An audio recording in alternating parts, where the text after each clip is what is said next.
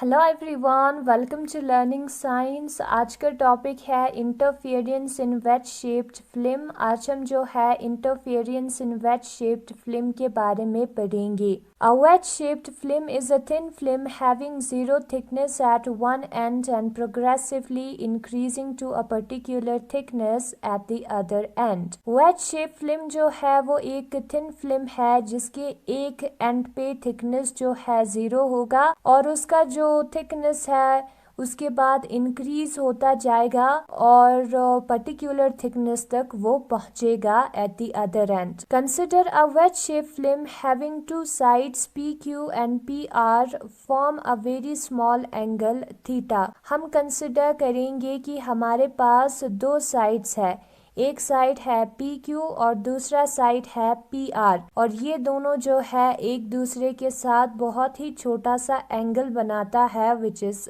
Theta. Here a parallel beam of monochromatic light illuminates the wedge from the above। ऊपर वाले surface पे जो है एक parallel beam of monochromatic light पड़ता है वेज के। A directly reflected wave BC dash and internally reflected wave B1E originates from the same incident ray AB।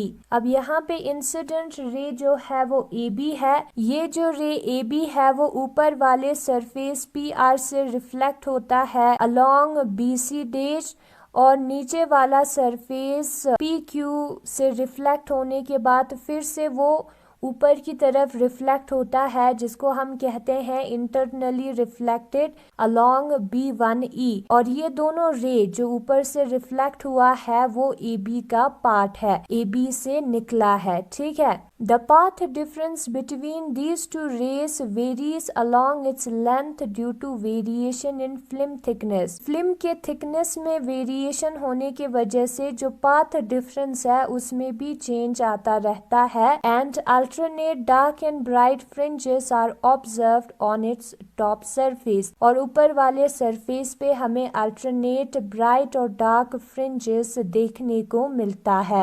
Let CN be the normal to the surface PQ। हम suppose करेंगे कि जो CN है वो एक नॉर्मल है surface PQ पे और let T be the thickness of the film at B1 और जो पॉइंट B1 है उधर फिल्म का थिकनेस जो है वो T है।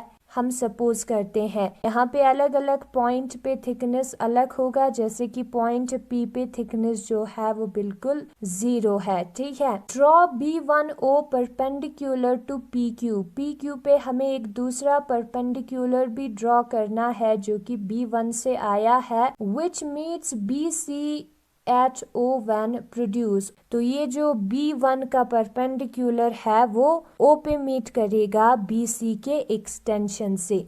नाउ हम फिगर को समझते हैं। सबसे पहले यहाँ पे इंसिडेंट रे AB आया और वो जो है ऊपर वाले सरफेस से रिफ्लेक्ट हुआ अलोंग BC डैश और उसका आधा हिस्सा जो है रिफ्रैक्ट हुआ फिल्म के अंदर और यहाँ पे R जो है वो एंगल ऑफ रिफ्रैक्शन है, I जो है वो एंगल ऑफ इंसिडेंस है और ये जो डैश वाला लाइन है वो है नॉर्मल। हम नॉर्मल ड्रॉ करेंगे एंगल ऑफ इंसिडेंस और एंगल ऑफ रिफ्लेक्शन रिफ्रैक्शन निकालने के लिए। ना हमें पता है जो एंगल ऑफ इंसिडेंस और एंगल ऑफ रिफ्लेक्शन है वो इक्वल होता है लॉ ऑफ रिफ्लेक्शन के मुताबिक, तो ये वाला एंगल भी I के बराबर होगा। रिफ्रैक्टेड रे है उसका फिर से रिफ्लेक्शन होता है PQ सरफेस की वजह से और वो चला जाता है B1 के पास, तो यहाँ पर भी हम नॉर्मल ड्रॉ करेंगे और ये वाला एंगल होगा एंगल ऑफ इंसिडेंस इस केस में। ठीक है, पहले वाला केस नहीं है, यहाँ पे एंगल ऑफ इंसिडेंस अलग होगा और ये वाला एंगल होगा एंगल ऑफ रिफ्लेक्शन।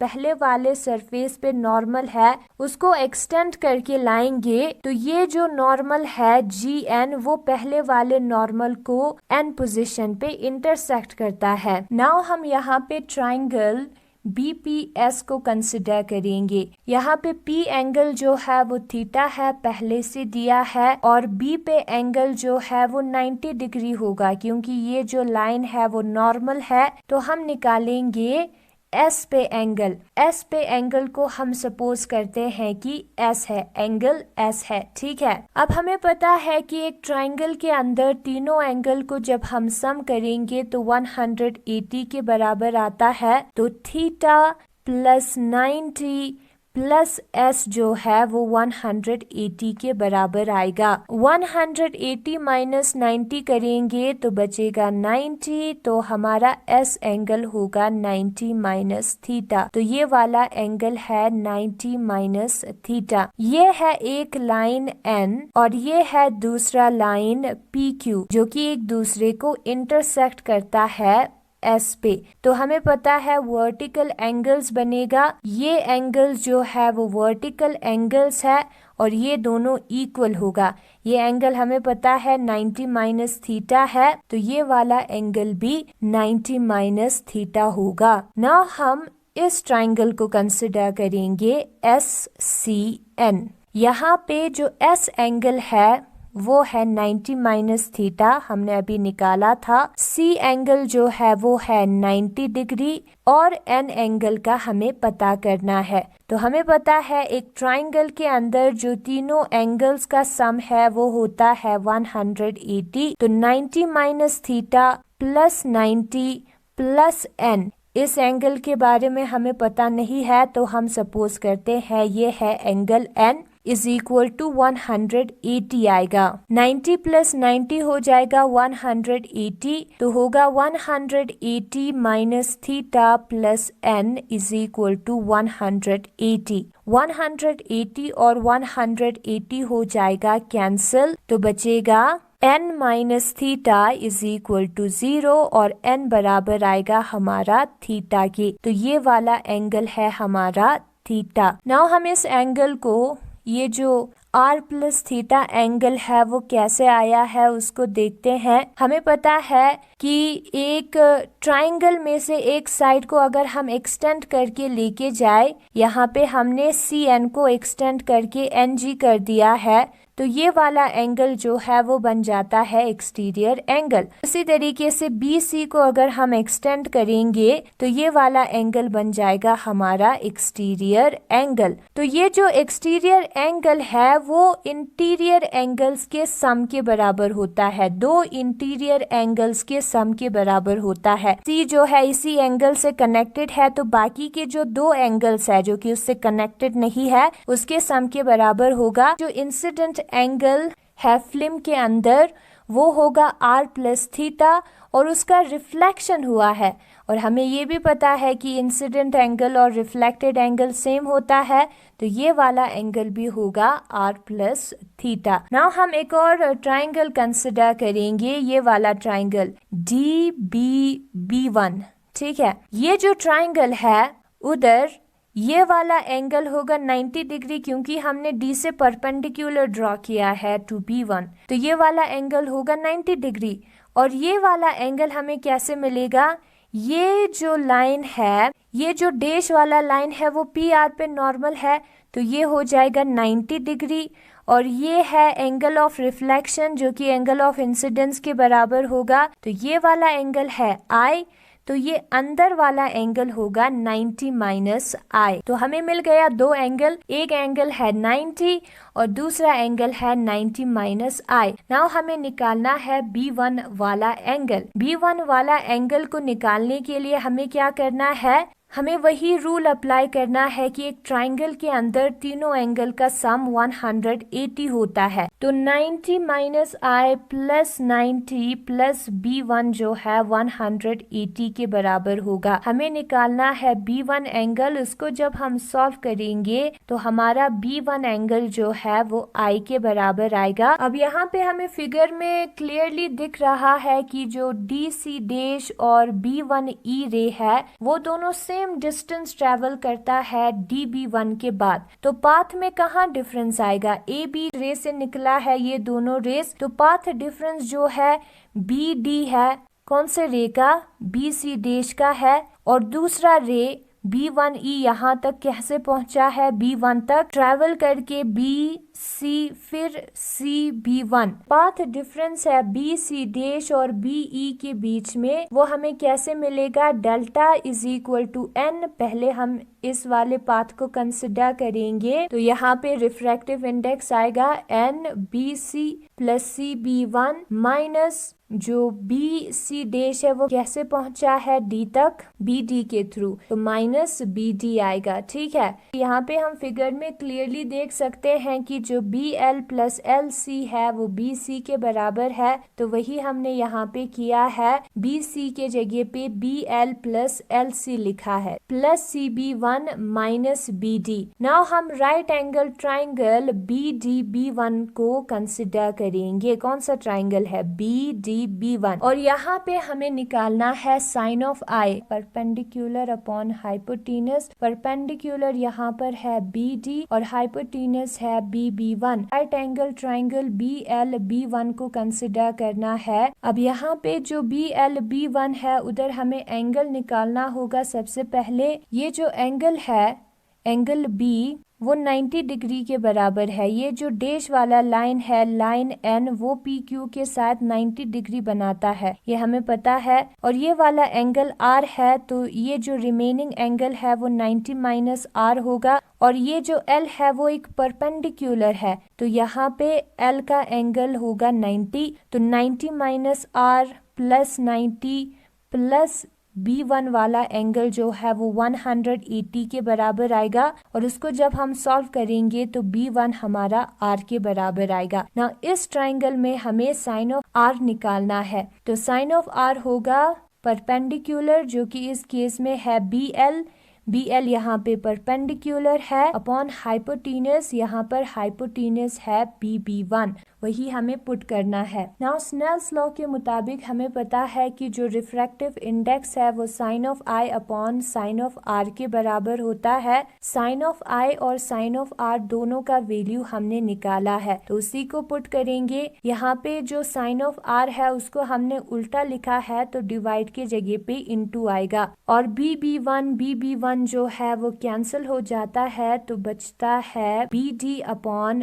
BL, तो BD हमारा बराबर आएगा NBL के। तो इक्वेशन फर्स्ट और सेकंड से हमें क्या मिला, जो डेल्टा है वो बराबर आया NBL plus LC plus CB minus BL। यहाँ पे BD के जगह पे हमने NBL पुट किया है और कुछ भी चीज चेंज नहीं हुआ है, ठीक है। BL और माइनस BL जो है वो कैंसिल हो जाता है, तो बचता है N is equal to LC plus CB1। Now हमें ये जो ट्राइंगल है CB1 Z और COZ उसको कंसिडर करना है। जो B1 है वो परपेंडिकुलर है, तो यहाँ पे जो Z है उधर एंगल होगा 90, और ये जो लाइन है CZ वो दोनों ट्राइंगल में है, तो दोनों का लेंथ बराबर होगा।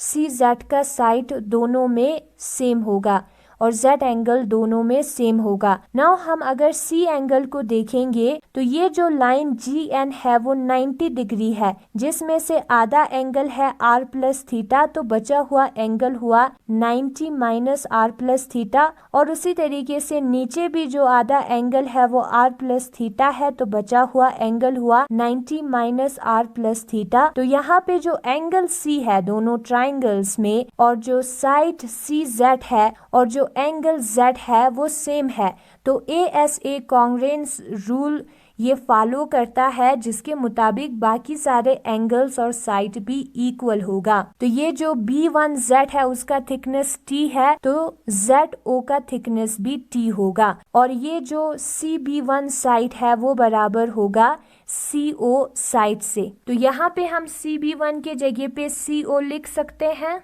नाउ यहाँ पे जो LC प्लस CO है वो किसके बराबर होगा, LO के बराबर होगा। हम फिगर में क्लियरली देख सकते हैं, तो LC प्लस CO के जगह पे हम लिखेंगे LO।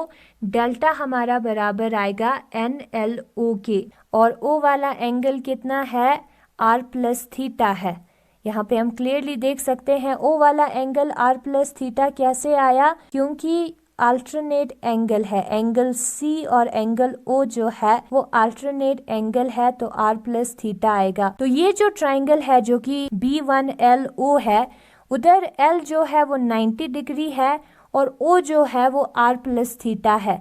तो अगर हमें निकालना है कोस r प्लस थीटा, तो कोस r प्लस थीटा आएगा बेस, यहाँ पर बेस जो है वो LO हुआ अपॉन हाइपोटेनियस, हाइपोटेनियस हो गया B1O, तो कोस r प्लस थीटा आएगा LO डिवाइडेड बाय B1O। तो LO हमारा बराबर आएगा B1O कोस r प्लस थीटा के। तो उसी वैल्यू को पुट करेंगे ना। हम यहाँ पे क्लियरली देख सकते हैं कि जो B1O है वो 2t के बराबर है, तो B1O के जगह पे हमें 2t पुट करना है। जो पाथ डिफरेंस है, जो डेल्टा है, वो बराबर आता है हमारा 2nt cos r plus theta के। यहाँ पर जो BC डैश रे है वो डेंसर मीडियम से रिफ्लेक्ट हुआ है, रेयर मीडियम के अंदर रिफ्लेक्ट हुआ है और उसको रिफ्लेक्ट किया है किसी डेंसर मीडियम ने। तो यहाँ पे एडिशनल फेज डिफरेंस पाई आएगा जो कि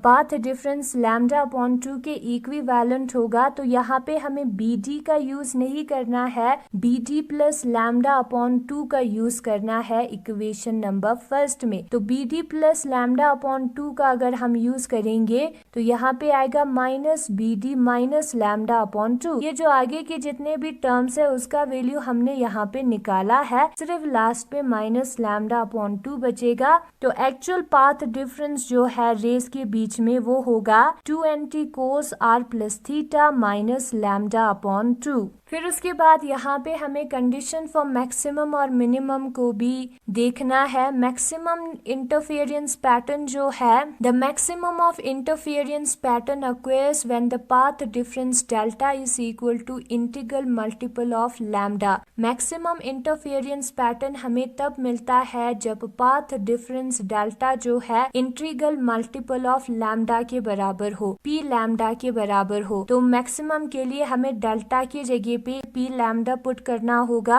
और यहाँ पे जब हम माइनस लैम्डा अपॉन 2 का साइड चेंज करेंगे तो बन जाएगा 2p प्लस 1 लैम्डा अपॉन 2 और वो है हमारा इक्वेशन B, जहाँ पे p जो है वो 0, 1, 2 सो ऑन है। The minimum of interference pattern occurs when the path difference delta is equal to odd multiple of lambda upon 2। Minimum interference pattern हमें तब नजर आएगा जब पाथ डिफरेंस डेल्टा जो है वो 2p माइनस 1 लैम्डा अपॉन 2 के बराबर होगा। तो हमें मिलेगा 2nt cos r plus theta is equal to p lambda. ये जो माइनस लैम्डा अपॉन 2 है उसका साइड चेंज किया है, सिंपल प्लस माइनस किया है, तो हमें मिलेगा ये वाला इक्वेशन जहाँ पे p जो है 1, 2, 3 सो ऑन के बराबर होगा। The equations B and C give the condition for the constructive and destructive interference of two rays from a wedge shape film. जो इक्वेशन नंबर B और इक्वेशन नंबर C है वो जो कंडीशन है constructive और डिस्ट्रक्टिव इंटरफेरेंस का दो raise के बीच में, उसके बारे में बताता है।